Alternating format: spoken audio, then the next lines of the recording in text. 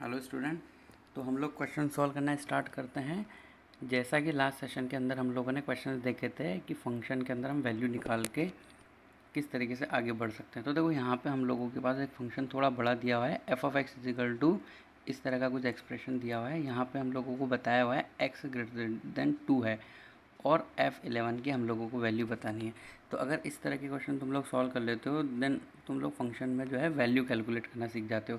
तो यहाँ पे हम लोगों को वैल्यू निकालनी है F11। तो जैसे कि जहाँ यहाँ x है तो वहाँ 11 रखना है हमें। तो राइट हैंड साइड में भी जहाँ जहाँ x है वहाँ वहाँ हम लोग क्या रख देंगे 11। तो इस तरीके से कुछ एक्सप्रेशन आएगा 1/√। x की जगह में 11 रखना है, 11 प्लस 2 इंटू √2x-4। तो 2x minus 4 x is equal to 11 पे हो जाएगा 22 माइनस 4 मतलब 18। तो हम लोग इसको 18 यहाँ पे लिख सकते हैं और ये अंडर रूट पूरी तरीके से चलेगा। प्लस 1/√, जहाँ जहाँ एक्स है वहाँ वहाँ 11 हमें रखना है, 11 माइनस 2/18। अब देखो यहाँ पे ये जो है 11 प्लस 2/18 है ना। तो 10th क्लास में फर्स्ट नंबर का जो चैप्टर था उसको हम लोगों को यहाँ पे ध्यान करना है। तो कहीं ना कहीं मुझे यहाँ पे ये वाला फॉर्मूला यूज़ करना है, a प्लस बी का होल स्क्वायर, जो हम लिख सकते हैं a² plus 2ab plus B square.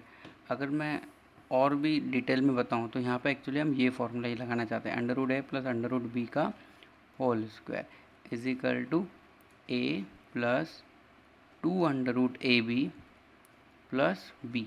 अब देखो यहाँ पे दो नंबर का एडिशन है, उन्हीं का यहाँ पे मल्टीप्लिकेशन है।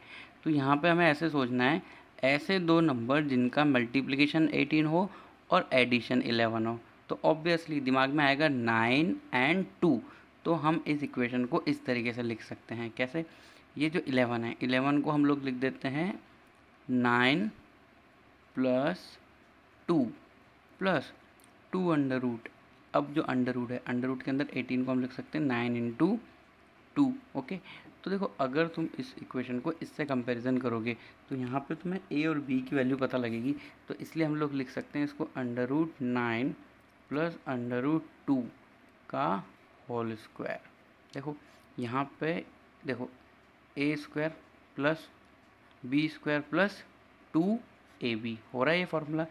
तो इस तरीके से अगर ये परफेक्ट स्क्वायर हम बना सकते हैं तो इस परफेक्ट स्क्वायर बनाने की वजह से हम f(11) की वैल्यू आगे कैलकुलेट कर पाएंगे। 1/, अभी जो अंडर रूट के अंदर पूरा लिखा हुआ है ये परफेक्ट स्क्वायर है। ये किसका परफेक्ट स्क्वायर है? √9 प्लस 2, मतलब ये 3 प्लस √2 का होल स्क्वायर था। तो होल स्क्वायर √2 कट हो जाएगा। प्लस इसी तरीके से यहाँ पे जो फॉर्मूला बन जाएगा वो क्या बन जाएगा? माइनस वाला फॉर्मूला बन जाएगा। और माइनस में भी क्या बनेगा? 3 माइनस √2। क्यों? क्योंकि √2 की जो वैल्यू है वो क्या होती है? 3 से छोटी। और ये जो अंडर रूट है वो हमें हर कीमत पे क्या देगा? Value positive.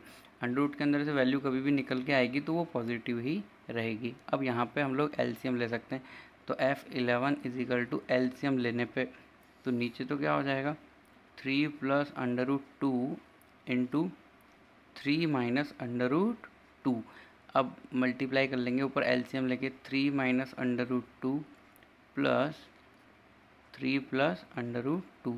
तो देखो जो न्यूमरेटर है, न्यूमरेटर के अंदर √2 से √2 कट रहा है और बच रहा है 6। और नीचे हो जाएगा a plus b a minus b, है ना। क्या फॉर्मूला हो जाएगा डिनोमिनेटर में? a plus b into a minus b, जो होना चाहिए a² माइनस b²। तो उससे हम लोग इसको लिख सकते हैं 3 का स्क्वायर मतलब 9, 9 माइनस √2 का स्क्वायर 2। तो हमारा आंसर आ जाएगा 6/7।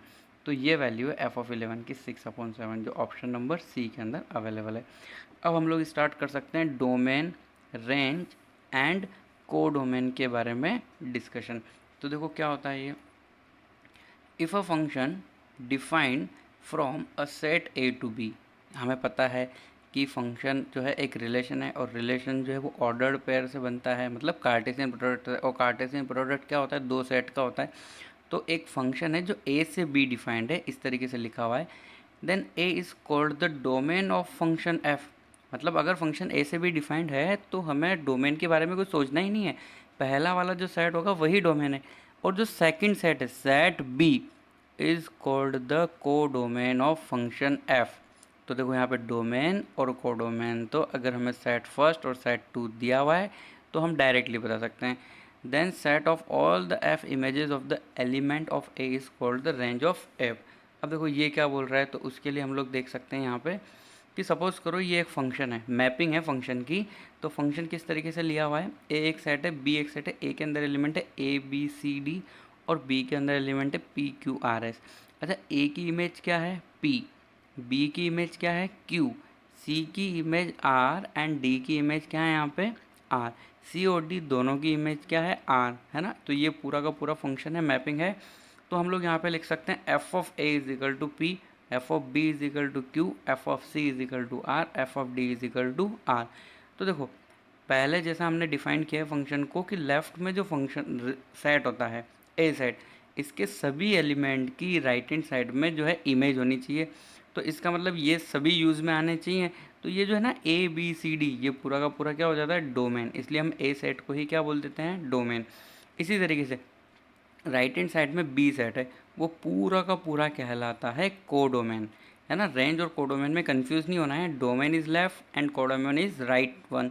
अब रेंज क्या होती है, तो रेंज वो एलिमेंट जिनकी प्री इमेज ए सेट के अंदर अवेलेबल है, या फिर ए सेट के जितने भी एलिमेंट की इमेजेस हैं सिर्फ उन इमेजेस का सेट। तो यहाँ पे देखो एस जो है उसकी कोई प्री इमेज पहले यहाँ पे अवेलेबल नहीं है, आर की दो प्री इमेज है, क्यू की दो प्री इमेज है और पी की जो इमेज है इस तरीके प्री इमेज, इस तरीके से पी क्यू आर जो है वो किसके अंदर कंसिडर हम लोग करेंगे रेंज के अंदर।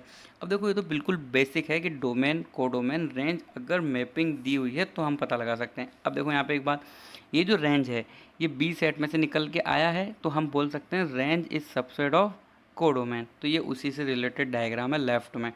ये जो पूरा का पूरा डोमेन है, डोमेन मतलब पूरा ए सेट, तो ये पूरी की पूरी मैपिंग क्या हो रही है रेंज से हो रही है। मतलब रेंज मतलब पी क्यू आर। तो यहाँ पे पूरे एलिमेंट जो है पी क्यू आर यूज़ हो गया, और जो बाहर वाला आउटर जो एरिया है उसके अंदर क्या है इस एग्जांपल के अकॉर्डिंग एस। तो ये तो हो गया कोडोमेन जो बड़ा सर्कल है, और यहाँ पे लेफ्ट में हमारा क्या है डोमेन। और इस तरीके से जो एलिमेंट यहाँ पे इमेजेस बनाने के काम आ रहे हैं उन सबको हम लोग बोल देते हैं रेंज। ओके, तो ये है बिल्कुल बेसिक डोमेन कोडोमेन रेंज क्या होता है।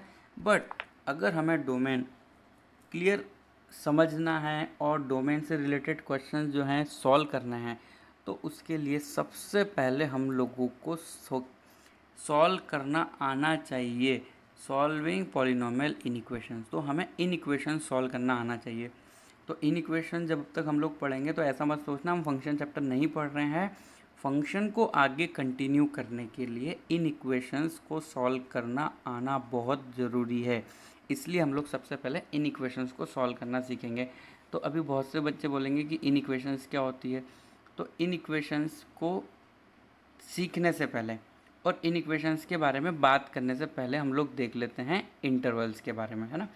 तो इंटरवल जो है जो हम आप लोगों ने CBSE NCERT में बोर्ड में देखा होगा, बट फिर भी हम लोग देख लेते हैं। दो तरह के इंटरवल होते हैं, एक होता है ओपन इंटरवल और एक क्या होता है close interval. Close interval, okay. तो ओपन इंटरवल में क्या किस तरीके से लिखते हैं हम A to B। अब देखो रिलेशन के अंदर जो ऑर्डर्ड पेयर लिखते हैं वैसे ही लिखना है, बट ये यहाँ पे दिखाता है कि नंबर लाइन पर सपोज करो यहाँ पर कोई A पॉइंट है और राइट हैंड साइड में B है, A छोटा है B बड़ा है और हमें A से B बताना है। मतलब हम A से B के बीच में नंबर लाइन पे सभी के सभी रियल नंबर को रिप्रेजेंट करना चाहते हैं। तो इसका मतलब ये जो ओपन इंटरवल हुआ A to B, ऑब्वियसली ये एक सेट है, इस सेट के अंदर A और B इंक्लूड नहीं है और A और B को छोड़ के बाकी सब इनके बीच के नंबर जो है वो इंक्लूड है ना। हम लोग इसका एग्जांपल भी देख सकते हैं। अच्छा, ये जो है ये किसका सबसेट होगा, ये रियल नंबर का सबसेट होगा। इसी तरीके से क्लोज इंटरवल में क्या होता है, सपोज करो ये नंबर लाइन है, इधर लेफ्ट हैंड साइड में minus infinite, right hand side में प्लस इन्फाइनाइट, A कोई नंबर है, इसी तरीके से उससे बड़ा B नंबर है। अब हम लिखना चाहते हैं x जो है, x कोई वेरिएबल है, x की वैल्यू हम लोग बताना चाहते हैं कि वो A से B है और A और B दोनों इंक्लूडेड है। तो हम इस तरीके से उसको रिप्रेजेंट करते हैं A to B, और उसको यहाँ पे क्या कर देते हैं डार्क। लेफ्ट में हमने क्या किया हुआ है, होल किया हुआ है। तो हम लोग यहाँ पे भी सेम वही बात बोलेंगे कि जो ये A से B और A एंड B इंक्लूडेड है वो किसका सबसेट है, R का। इसी तरीके से सेमी क्लोज और सेमी ओपन इंटरवल भी होता है, बट उससे पहले हम लोग एक एग्जांपल देखते हैं। जैसे कि सपोज करो x बिलोंग्स टू 1 to 7, इस तरीके से लिखा हुआ है। तो ये जो लिखा हुआ है ना, इसका मतलब होता है x की 1 से 7 के बीच में सभी रियल वैल्यूज़, वो सभी इनफाइनाइट वैल्यूज़ का सेट। तो उन सभी इनफाइनाइट वैल्यू के सेट को हम लोग सिर्फ इतना सा लिख के रिप्रेजेंट कर सकते हैं। अगर इसको ज्योमेट्रिकली हमें देखना है तो भी हम देख सकते हैं। तो सपोज करो इधर लेफ्ट में माइनस इन्फाइनाइट, राइट में जो है प्लस इन्फाइनाइट, 1 यहाँ पे कहीं है और 7 यहाँ पे कहीं है। तो हम लोग इसको इस तरीके से रिप्रेजेंट कर सकते हैं 1 से 7। इसी तरीके से सपोज करो एग्जांपल हम लोग देख लेते हैं। x की जो वैल्यू है वो लिखी हुई है -1 से 6 के बीच में, क्लोज इंटरवल। तो हम लोग इसको नंबर लाइन पे किस तरीके से रिप्रेजेंट करेंगे, तो -1 यहाँ पे कहीं होगा अगर बीच में 0 है तो, और राइट हैंड साइड में 6। तो हमें -1 से 6 लाइन बना देनी है और लास्ट में हम लोगों को डार्क कर देना है। डार्क कर देने का मतलब है -1 और 6 भी वैल्यूज़ के अंदर इंक्लूडेड है। तो x की जो ये वैल्यू लिखी हुई है -1 से 6 के बीच में सभी रियल वैल्यूज़ को रिप्रेजेंट कर रहा है ये साइड, और -1 और 6 भी उस वैल्यूज़ के अंदर है। इसी तरीके से और भी एग्जांपल हो सकते हैं जिसको हम लोग नंबर लाइन पर रिप्रेजेंट कर सकते हैं, जिसे हम लोग सेमी ओपन या सेमी क्लोज इंटरवल भी बोल सकते हैं। जैसे कि सपोज करो x इजिकल टू लिखा है 3 to 7, और इसे हमें नंबर लाइन पे रिप्रेजेंट करना है। तो नंबर लाइन पे हम लोग क्या करेंगे, ये 3 और राइट में हमारा 7। तो 7 क्लोज है तो वहाँ पे हम क्या कर देंगे डार्क, और 3 इंक्लूड नहीं है तो वहाँ पे क्या कर देंगे होल। तो ये हो गया हमारा रिप्रेजेंटेशन नंबर लाइन पर, है ना। ये माइनस इन्फाइनाइट इधर, और राइट में क्या हो गया प्लस इन्फाइनाइट। अच्छा, इस तरीके से भी पॉसिबिलिटी हो सकती है कि x बिलोंग्स टू -1 टू, या फिर -7 से ले लेते हैं इस बार हम लोग, और वैल्यू ले लेते हैं 0 तक। 0 जो है ओपन इंटरवल में है और -7 जो है वो क्लोज इंटरवल में। तो इसको भी हम लोग जो रिप्रेजेंट करेंगे तो तरीका हम लोगों का नंबर लाइन पे वही रहेगा, लेफ्ट में -7, राइट में 0। -7 के ऊपर जो है हम लोग डार्क करेंगे और 0 के ऊपर क्या करेंगे हम, होल। तो ये हो गया x बिलोंग्स टू -7 से 0, सेमी क्लोज और सेमी ओपन इंटरवल हम लोग इसको बोल सकते हैं। ओके, तो अभी हम लोग क्या देखने वाले हैं कि इनइक्वेशंस क्या होती है। ओके, तो हम लोग बात कर लेते हैं सबसे पहले इक्वेशन और इनइक्वेशन में डिफरेंस की। तो इक्वेशंस क्या क्या होती है, जैसे कि सपोज करो x - 1 इजिकल टू 0 लिखा हुआ है। अब इसी के साथ हम लोग इनइक्वेशंस भी समझ लेते हैं कि इनइक्वेशंस जो है वो क्या होती है। तो इन इक्वेशंस में हम यूज़ करते हैं साइन कौन कौन सा, ग्रेटर देन, या फिर ग्रेटर देन इक्वल टू, या फिर लेस देन, या फिर लेस देन इक्वल टू। तो ये साइन आप लोगों ने पहले भी देखा होगा, है ना। तो वही हम लोग यहाँ पे यूज़ कर रहे हैं। तो एग्जांपल हम लोग यहाँ पे बना सकते हैं x - 1 ग्रेटर देन 0। अच्छा, यहाँ पे जो है नंबर ऑफ़ सॉल्यूशन की अगर हम बात करें, सॉल्यूशन, तो यहाँ पे एक ही सॉल्यूशन है। हम लोग बोल सकते हैं यहाँ पे फाइनाइट सॉल्यूशन होता है। कितना होता है, फाइनाइट सॉल्यूशन, मतलब x की कितनी वैल्यू इस इक्वेशन को सेटिस्फाई करती है, 1। तो 1 वैल्यू सेटिस्फाई करती है, और वो वैल्यू भी हमें पता है यहाँ पे कितनी है, x इजिकल टू 1। इसी तरीके से यहाँ पे अगर हम लोग इसके सॉल्यूशन की बात करें तो इसके इनफाइनाइट सॉल्यूशन होते हैं। कितने होते हैं, इनफाइनाइट सॉल्यूशन। अब वो सॉल्यूशन कैसे, जैसे कि सपोज करो x - 1 इजिकल टू 0 लिखा है, हम 1 को राइट हैंड साइड में ले गए तो क्या हो जाएगा, x greater than 1। x greater than 1 यहाँ पे है ना, सबसे पहले हम लोग बात कर लेते हैं जो x है वो रियल नंबर है। क्या है, रियल नंबर। तो x ग्रेटर देन 1 का मतलब लिखा हुआ है 1 से बड़े सभी के सभी रियल नंबर। तो वही नंबर लाइन वापस से, ये 1 यहाँ पे कहीं होगा। तो हम इसको इस तरीके से लिख सकते हैं, x बिलोंग्स टू 1 से right hand side, right hand side कहाँ तक, जहाँ तक ये नंबर लाइन जा रही है। तो नंबर लाइन कहाँ तक जा रही है, इनफाइनाइट तक। तो हम इस तरीके से आंसर लिखते हैं इसको। ओके, तो इन इक्वेशंस के अंदर हमारे पास कितनी वैल्यूज़ आई, इनफाइनाइट। 1 से लेकर इनफाइनाइट, आप लोगों को भी पता है इनफाइनाइट वैल्यूज़ होगी, है ना। और भी हम लोग एग्जाम्पल देख सकते हैं, जैसे कि सपोज करो लिखा हुआ है x² - 5x + 6 इजिकल टू 0। तो ये एक इक्वेशन है, इसके फाइनाइट सॉल्यूशन है, और वो हमें पता है x इजिकल टू क्या आएगा, 2 और 3। अब अगर मान लो ऐसा लिखा हुआ x² - 5x + 6 लेस देन 0, या फिर ग्रेटर देन 0। तो इसको जो सॉल्व करेंगे ना हम लोग, तो यहाँ x की सिर्फ एक या दो वैल्यू नहीं आएगी, कितनी वैल्यू आएगी, इनफाइनाइट वैल्यू। उन्हीं सभी इनफाइनाइट वैल्यू को हम लोग सॉल्व करना चाहते हैं, और उसी के लिए हम लोग मेथड पढ़ेंगे, उसको हम लोग बोलेंगे wavy curve method. But direct wavy curve method पढ़ने से पहले हम लोग समझेंगे कि वेवी कर्व मेथड क्यों इम्पोर्टेंट है। अगर वो मेथड नहीं हो तो उसके बिना हम क्या इन इक्वेशंस को सॉल्व कर पाएंगे, और अगर कर पाएंगे तो कितना टाइम कंज्यूम होगा। तो देखो हम वही देखते हैं, हम एक इन इक्वेशन ले लेते हैं, उसको सॉल्व करने का ट्राई कर लेते हैं।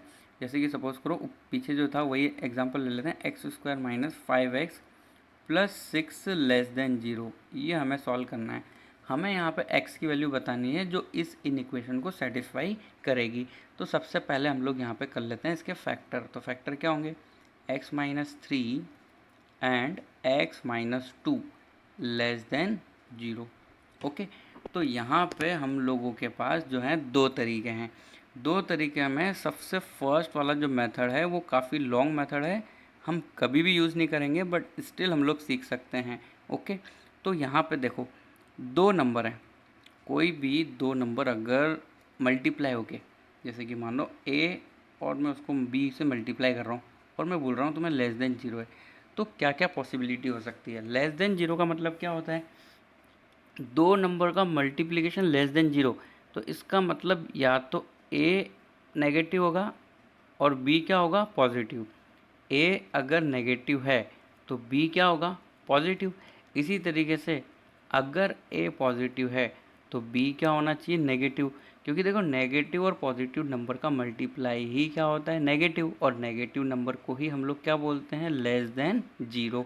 तो देखो यहाँ पे number first and number second और लेस देन 0 लिखा हुआ है, तो हमें यहाँ पे दो केस बनाने होंगे। केस फर्स्ट क्या, x - 3 जो है वो तो क्या है, उसको हम लोग नेगेटिव बता देते हैं, एंड x - 2 को हम लोग बता देते हैं ग्रेटर देन 0, है ना। तो ये हम लोगों का जो है ये वाला केस हो जाएगा। केस फर्स्ट इसको हम लोग, अब इसको हम सॉल्व करेंगे तो यहाँ पे क्या लिखा हुआ है, x less than 3 and x greater than 2। अब देखो नंबर लाइन पे एज्यूम करो 3 से छोटा, ऐसा ये बोल रहा है, और x ग्रेटर देन 2। तो नंबर लाइन पे इस वाले केस के अकॉर्डिंग अगर हम बात करें तो नंबर लाइन पे हम कहाँ हैं, ये 2 और ये 3।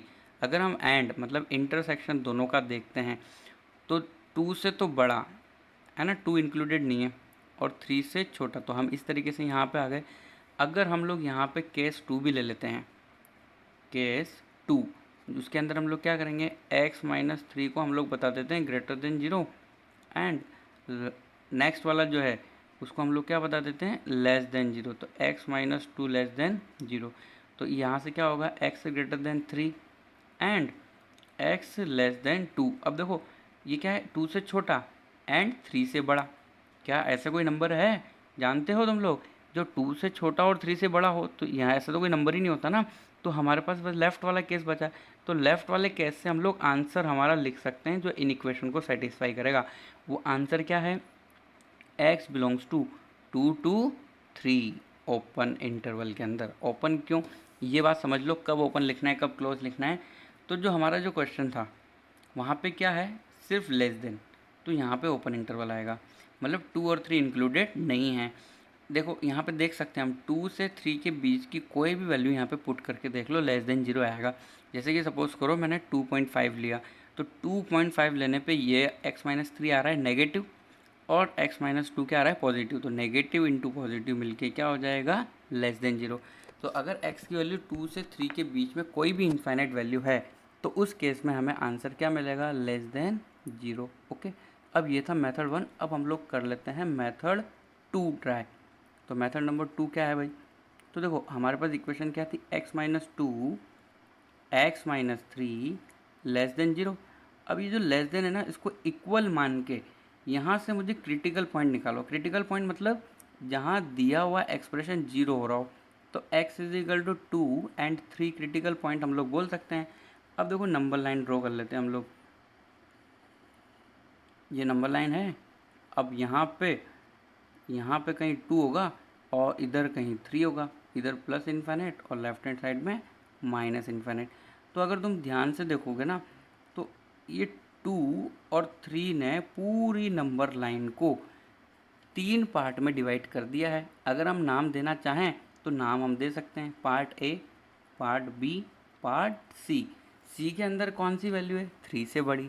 बी पार्ट के अंदर क्या है, 2 से 3 के बीच की सभी वैल्यूज। इसी तरीके से ए पार्ट के अंदर क्या है, 2 से छोटी सभी वैल्यूज। तो देखो हम पार्ट ए चेक करते हैं। सबसे पहले क्या चेक कर लेते हैं, part A given in equation में हम चेक करते हैं। तो 2 से छोटा कोई भी वैल्यू, जैसे सपोज करो मैंने 0 कंसीडर कर लिया, तो अगर मैं 0 को यहाँ इन इक्वेशन में सेटिस्फाई करवाता हूँ तो मुझे क्या मिलेगा, 0 - 2 मतलब -2 इंटू 0 - 3 मतलब -3। Okay, less than.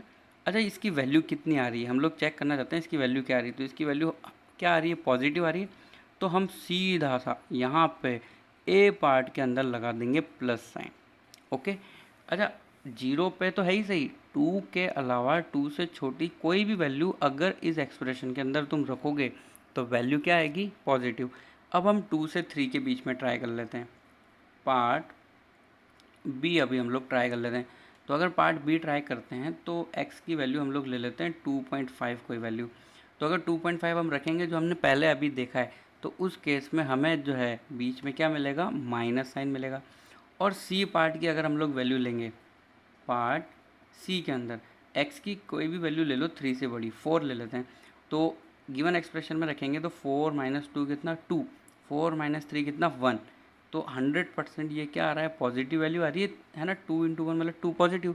तो यहाँ पे हम क्या लगा देंगे, प्लस साइन लगा देंगे। अब देखो हमें क्या करना है, गिवन एक्सप्रेशन के अंदर अगर हम गिवन एक्सप्रेशन देखते हैं तो उसके अंदर हमें जो सॉल्व करना है, ये पूरा का पूरा क्या लिखा हुआ है, लेस देन 0। अब लेस देन 0 जो है इसका मतलब नेगेटिव, तो बी पार्ट नेगेटिव है तो बी पार्ट हमारा आंसर है। तो हम सिंपल सा इसमें आंसर लिख देंगे, हमें पता लग जाएगा x की वैल्यू कहाँ नेगेटिव है, बी वाले पार्ट के अंदर, तो हो जाएगी 2 से 3। तो देखो ये फर्स्ट वाला मेथड क्या है, केस बनाने वाला, और सेकंड मेथड वाला क्या है, उसके अंदर आप नंबर लाइन बनाओ और 2 क्रिटिकल पॉइंट है तो 3 पार्ट हो जाएंगे लाइन के, और अगर 4 पॉइंट है तो 5 पार्ट हो जाएंगे। तो सभी पार्ट पे चेक कर लो कि भाई कौन सा साइन कहाँ पे आएगा, प्लस माइनस प्लस माइनस। तो ये तो हो गया बिल्कुल बेसिक कि अभी हमने ये सीखा कि इन इक्वेशंस होती क्या है। बट ये जो अभी तुमने मेथड देखा ना, जिसमें हो सकता है बहुत से बच्चों को प्रॉब्लम हो, कॉम्प्लिकेटेड लगे, बट दोबारा से वीडियो देखना समझ में आएगा। But in the end wavy curve method अगर हम लोग पढ़ेंगे तो किसी भी टाइप की इन इक्वेशन जो है इजीली सॉल्व हो जाती है। वो मोस्ट प्रोबेबली हम लोग नेक्स्ट सेशन के अंदर वेवी कर्व मेथड ही देखेंगे।